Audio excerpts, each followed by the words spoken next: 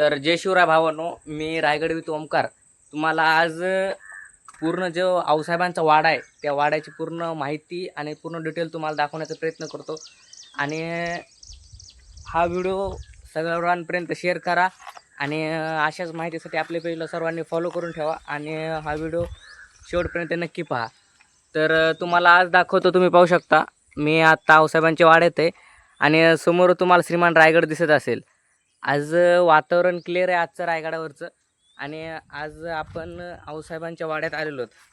आणि वाड्यात आल्याच्या नंतर माझ्या पाठीमागं तुम्ही पाहू शकता जे आंब्याचं झाड दिसतंय आपल्याला. याच आंब्याच्या झाडाखाली जी आपल्याला हा पूर्ण एरिया दिसतोय तो त्या काळचा, आपण जसं देवघर असतं आपल्या सर्वांच्या घरी तसं पूर्ण राजवाड्यात एक देवघर होतं. आणि ते देवघर त्या ठिकाणी देवघर आहे ते प्रत्येकाला माहीत नाही आहे. आपण ते दाखवण्याचा प्रयत्न करतो आहे आणि तुम्हाला अजून भरपूर माहिती आहे आऊसाहेबांच्या वाड्यात, ती आज आपण सर्व जाणून घेऊ माहिती. आणि आपल्या पेजला सर्वांनी फॉलो करून ठेवा.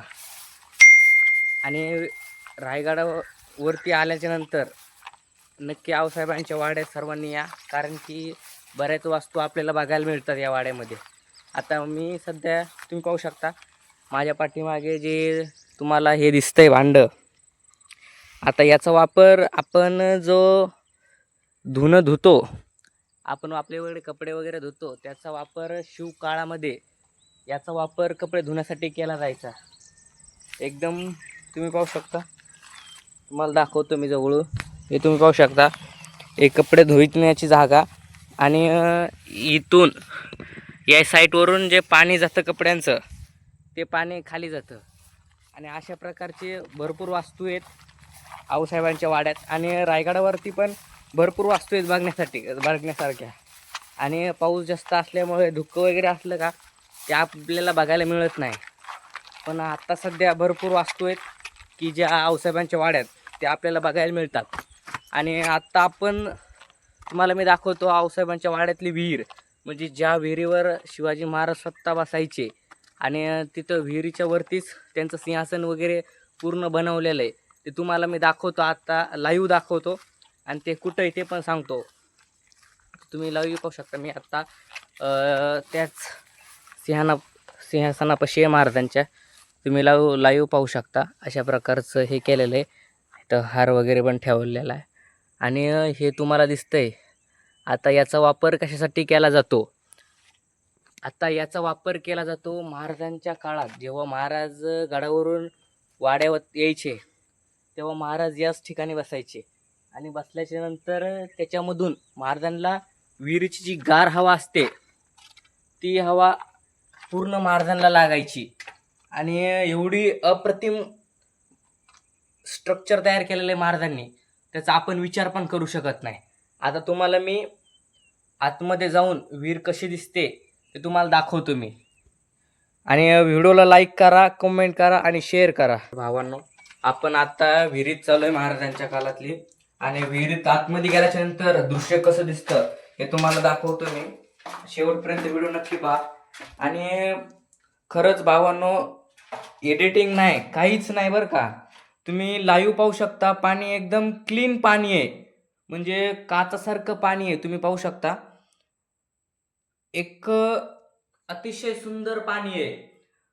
पूर्ण तळ खालचा दिसतोय आपल्याला. याच्यामध्ये म्हणजे फिल्टर कसं केलेलं असेल ते आपण अंदाज लावू शकतो. याप्रमाणे पूर्ण अशी प्रकारची विहीर आहे आणि वातावरण ते एकच नंबर आहे. आणि याच विहिरीतून महाराजांना अशा प्रकारे वरची हवा लागायची. आता आपण आऊसाहेबांच्या वाड्यात अशा भरपूर बघण्यासारखं आहे, ते आपण दाखवण्याचा प्रयत्न करू. आणि वरतून विहीर कशी दिसते हे तुम्ही पाहू शकता. पूर्ण पाणी वगैरे दिसते आपलं, क्लीन पाणी आतमधलं. आणि आज एकच तुम्हाला दाखवतो, अजून भरपूर माहिती आहे गडावरची. व्हिडिओ शेवटपर्यंत नक्की बघा. लाईक करा, फॉलो करा, शेअर करा. आता तुम्ही हे पण पाहू शकता. ही पण एक प्रकारची विहीर असल्यावानीच आहे, पण ह्याचं जरा थोडं पाणी पूर्ण शुद्ध पाणी आहे आतमधून. तुम्ही पाहू शकता, फक्त वरून शेवाळं वगैरे आलेलं आहे, फक्त वरती येते.